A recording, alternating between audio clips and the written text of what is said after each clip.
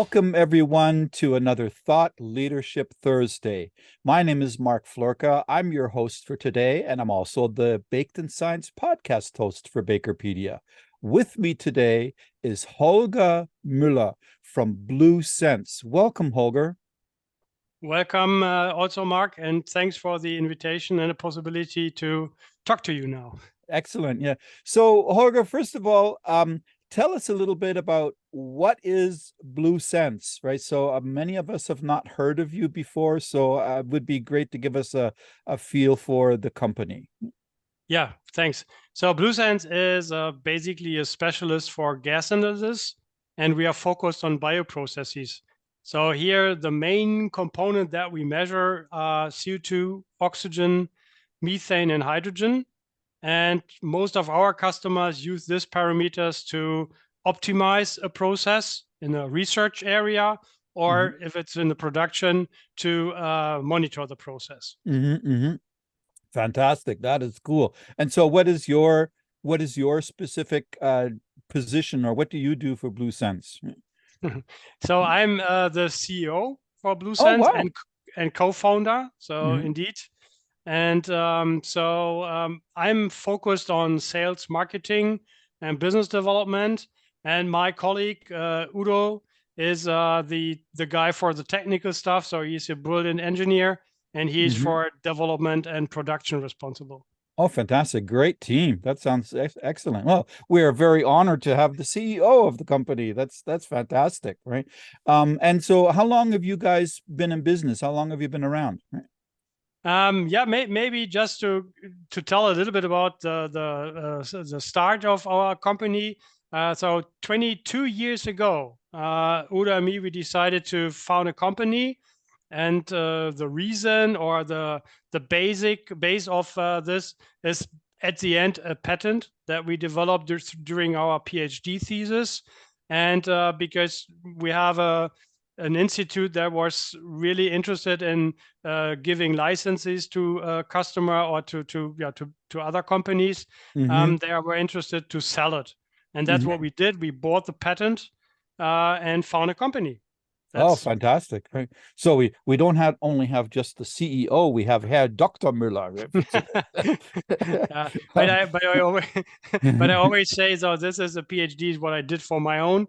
It's just for me. It's not something we have to. No, it's still a great accomplishment. My brother has his PhD in architecture, right? So it's but yeah, that's really interesting, right? And so are you with your name Holger and Müller? I presume that you're German, and so are you specifically located just in Germany, or tell us a little bit about your locations and things? Indeed, you're totally right. So I'm a German, and but on the other hand, I'm over the world always. So I'm traveling a lot. No, so the headquarters of BlueSens is in Germany. And here we also have another specialty of BlueSens. So we are based in an area that was a coal mining and steel production area. So they call it Ruhrgebiet. So that's a river. And because the coal mines are closed, and they need to renew the whole area and find new businesses. So we start in an incubator with 2 offices just 22 years ago. And from there, we grew up. And this is, for the people who maybe not so familiar with German geography, we are based in North Rhine-Westphalia. That's central of Germany. Roughly 1 hour to Cologne by car. So that's and I can see how the methane gas detection can come in very handy in that area. Indeed, we also can measure the gas coming out of the old coal mines now, right? That's correct. Yeah, that's fantastic. And so now we want to kind of get to the heart of things. So you've touched on some of the that you detect these gases. So tell us a little bit about how the products and services, and we'll get into the technology maybe after that, but sort of tell us a little bit about the services, I guess, for the baking industry that you kind of offer, right? Yeah. So baking industry is indeed a special, say, service product. And here we say we were asked by the VH Berlin, so it's a research institute for the bakers industry, to develop a device that can measure dough properties. So that was the question that we got, and because we know gases, so we know measuring gases, and yeah, in this case we got the job, say it that way, or the project, to not just measure the volume of a gas of a dough, but also to measure the, say, I say always, the real volume of the dough. And this is basically the CO2 that is still trapped in the dough. Yeah. And it is quite easy, as we say, because we measure CO2. So now the question is, do we want to measure the CO2 in the dough? I think no, that's too difficult. So we decided to measure the CO2 that is outside of the dough, and then that is basically the secret of our service. So we can measure the CO2 that is not in the dough. We measure the total produced volume of a dough, what is basically the CO2 concentrate production, and yeah, temperature, but this is only to keep it constant. Very interesting. Yeah. I could see that so that helps you, then helps inform the baker on the yeast activity and the productivity of the CO2 that they're getting, right? So like you said, how much CO2 are they producing? Exactly, but there's one more aspect in here. So by just measuring the CO2 that is not in the dough anymore, we can subtract this from the total volume, and then we really know the dough volume. So that's number one. And number two is, because when a dough tears, then we have the advantage. This is like a push of CO2 out of the dough, and we measure this fast increase of CO2, and that's a tearing point. So it's pretty simple measurement at the end. Yeah, that's excellent. That is fantastic. So that that gives a lot of information, even in traditional doughs, in terms of processing and things like that. And I can also see that this would be very helpful in things like the gluten-free production and stuff, so that they gives them a much better understanding, because it's not the same.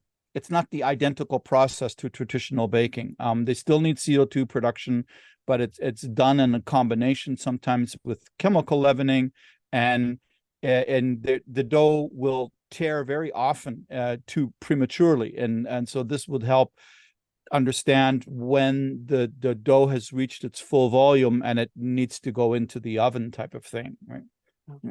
So I'm also very excited about this new area for us. So as I said, so we are normally coming from the production side, for example, of yeast or other proteins, and now we are also on the side of quality testing. So that's really interesting. Plus, exactly what you said, all parameters that have an influence on the dough is what we can, or the effects we can see and measure in our device. And that's exactly what happens. Even if you make a ball by machine, by hands, you can see the difference, not in the total volume, because that is always the same. But the tearing point here is, I think, the interesting parameter for that. Yeah. And so, so how does this technology work then? Is it, is it something that can be put in line in production and stuff? So tell us a little bit about, without giving away your patent secrets, I guess, right? But how does that function? Okay, no, it's not something that you can put in production. It is really, you take a sample. So you have to prepare a dough sample, and I'm not sure if that's okay, but I have a device here. So this is it. That's it. That's all. So you have that's a glass jar, so that you can see the dough sample and how it looks after the proving process. And this is everything is in this, we call it sensor head, and everything is just put together, gas tight. That's it. So how does it work? The sample, so the dough sample is in our case with this 600 ml jar, or it's 20 ounces, I think. you have 50 grams, as I said, in this 50 gram sample, sorry, in a 600 ml jar, and that's it. So from there, gas tight, and as soon as the temperature in the system rises, you have to put it in a water bath. The dough starts to rise, and this causes a pressure inside because it's gas tight, and additional volume increased by physics the pressure. Yeah. So that's basically the same like other devices on the market too. The difference maybe is that we release the pressure every 10 millibar. That's basically 1.5 psi. And so that we do not have an influence on the dough. That's the idea. Because, you know, when you have a pressure in a system, CO2 gets dissolved in liquids, and the dough is basically some kind of liquid. So it's a different behavior of the dough later on. And we try to avoid that. So the reason, how can we now calculate the volume that is produced? So for this, we need to know the total volume of the whole system. We know that. So the glass jar looks very simple. It's indeed from a furniture brand, a Swedish one. And but they are calibrated. So we calibrate them. So we measure how much volume do they have. And afterwards, we know the total volume in total. The only thing that we have seen in the field is the dough ball also have a volume, and you have to subtract it from the volume. Some people don't know that, but this is what you have to do. With this volume, if you now add some pressure on it, the new volume is in proportion to the pressure. So that's it. But now, the other question is, where and how do we measure CO2? And this is pretty simple. So we just, I can open the device and try to show it in the camera a little bit. So you just have, I hope it's it. We have a big filter, and the filters are to protect the sensor inside. The big one is for the CO2 measurement. We have a temperature sensor and just a release of the produced gas through the valve, exactly through the valve. And the CO2 sensor measures in the headspace of this jar. And by measuring that, we also can calculate the CO2 volume that is produced and present in the headspace, due to the fact that it's not, the skin of the dough becomes thinner, more porous, and then the CO2 molecules are released. And in the beginning, it's a very slow curve. And if you do not have a tearing point, it stays as a slow, or with a what is it? Not so steep slope. And if you have a tearing point, you just see like something like a peak. And so so there is this, obviously the instrument is measuring things, so it's producing data that is then that is then transmitted to a computer or a device of some sort. So it's also very, very easy. We just have a USB plug. You can put it in a normal computer. No rocket science. And also a software that is developed at BlueSens, just collect the data that are there. So that's a pretty simple piece. So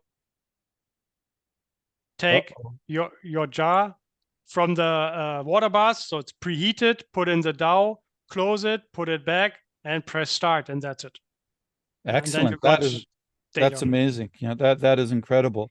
That is, I see so many possibilities and things. It's really, really exciting. I mean, that really helps a baker maintain quality and consistency, and gives us so much more insight to the fermentation science that is happening.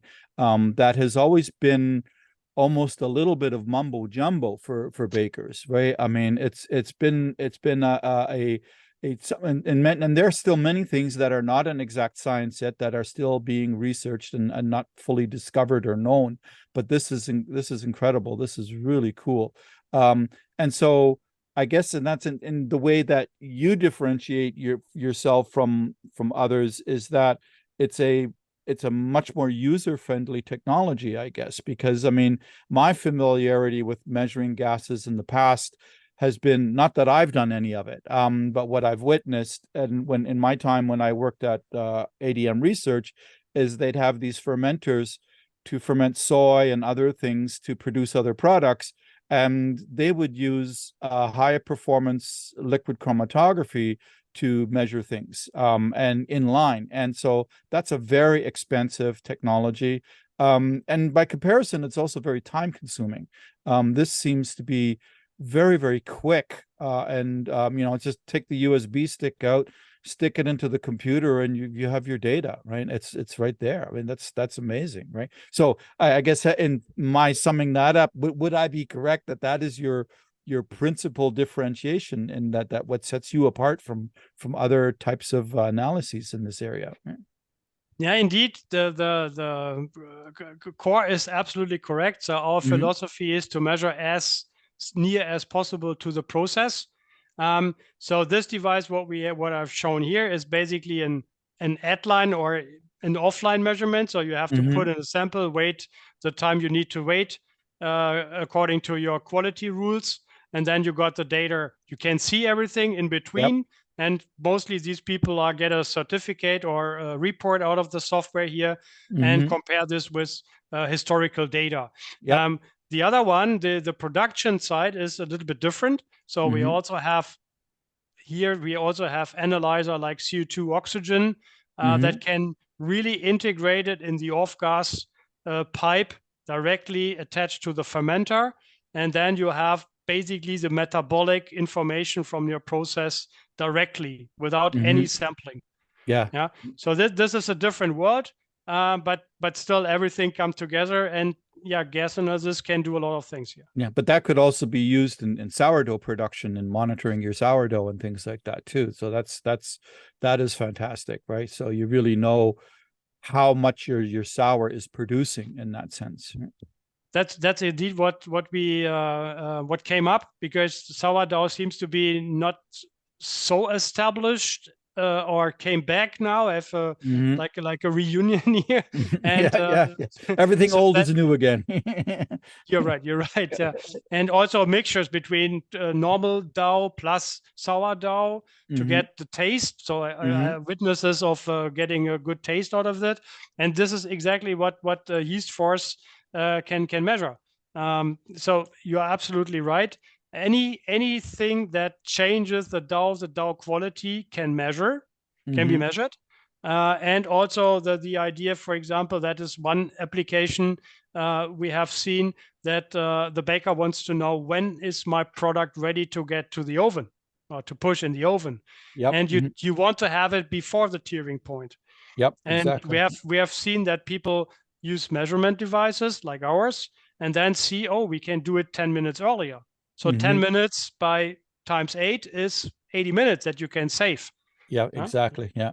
I mean, and that saves on, I mean, it saves so many things, because it saves on energy and all kinds of things. So it improves productivity all around, while it is also maintaining improved quality and consistency. So that's in the end, that's always the end game too, is that there's always ways to get cheap and save money, but does it maintain quality and consistency? That's the important thing.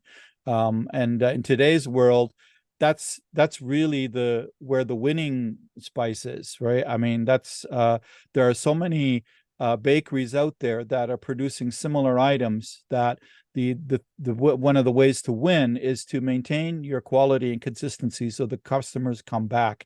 And if you find another way to save some money doing this, bonus, right? That's always the right thing, right? The great thing to do. And so that also makes me think in terms of so the main thing that you're measuring is the CO2. Are you measuring oxygen as well? Not in here. So yeast force not necessarily do need oxygen, because what happens is, this is gas measurement in general. When we produce CO2, the oxygen that is in the closed vessel is just diluted. Displaced. Yeah, exactly. So that's it. And there's no additional information. So we avoid that and do not say increase the price by just adding a measurement we don't need. Yeah, yeah.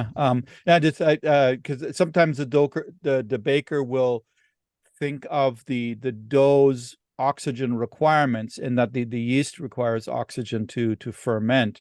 But this is for what is being produced from the dough, not so much what is in the dough. Just to kind of stress that point a little bit.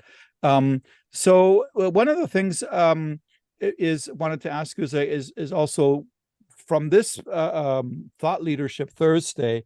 Is there something that we haven't talked about yet, or that you want to stress? What do you want viewers and listeners to remember from this interview? What is the key thing you would like people to take away from this?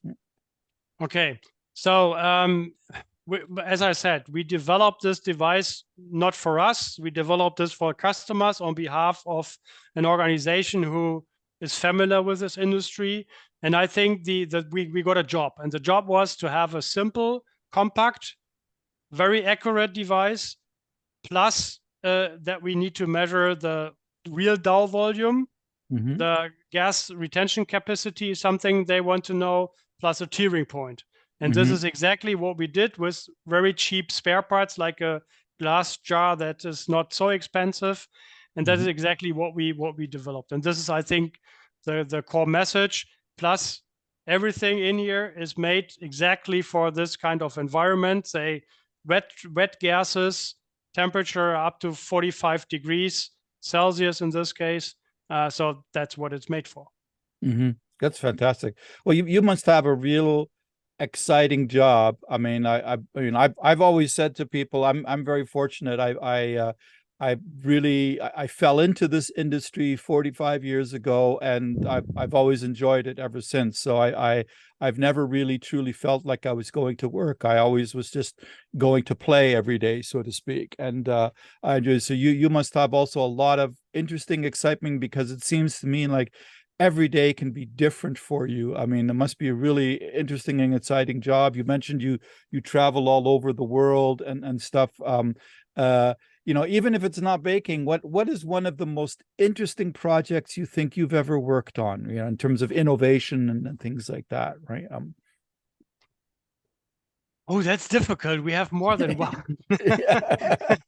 That's always good. Yeah. It's like, who's your favorite child? Yeah, it's different. Yeah, exactly. Okay, so actually, this product is really, really one of those projects, because it's a total different world for us when we started in there. And we always want to really have something that satisfy the customer's need. And this is you if you're not really so familiar in an area, you're always a little bit nervous. I think right now we got it. Everything is perfect. We got so many hints from customers that use the device in the beginning, and give us a lot of ideas what we can maybe improve. We did a lot of things, but not everything as usual. But still, there's a lot of potential for further development.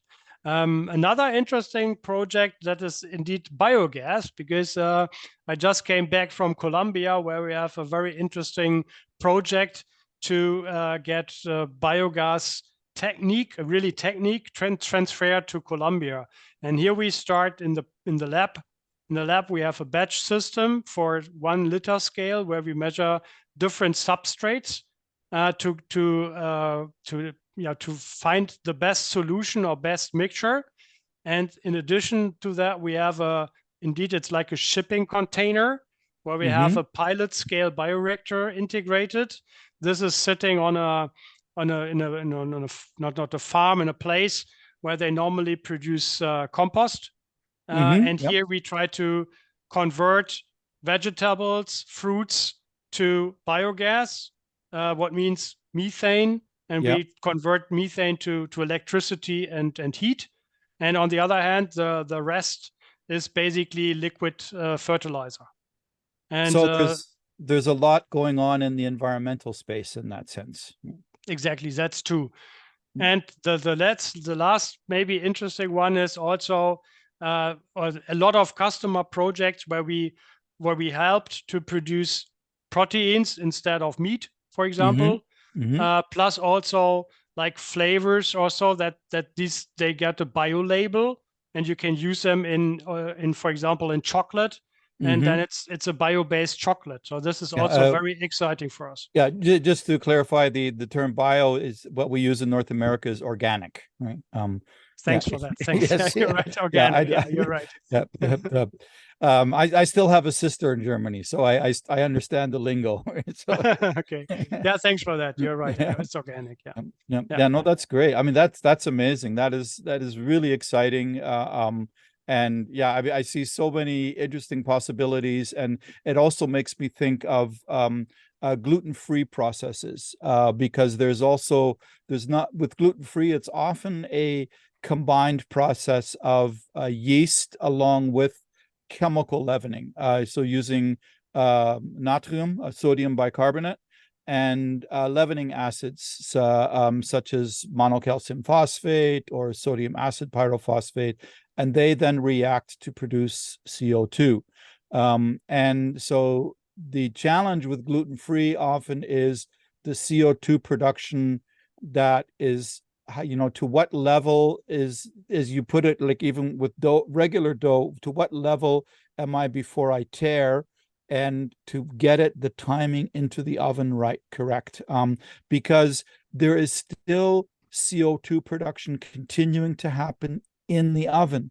So it's almost like, in that we can't measure with this instrument, otherwise it probably would melt. Right? So, but that gives you that guide to calculate that space, that different, and that would be very, very useful, I could see, in optimizing gluten-free breads, so that you get the best volume, the best texture, and everything out of it. So that's really interesting, right?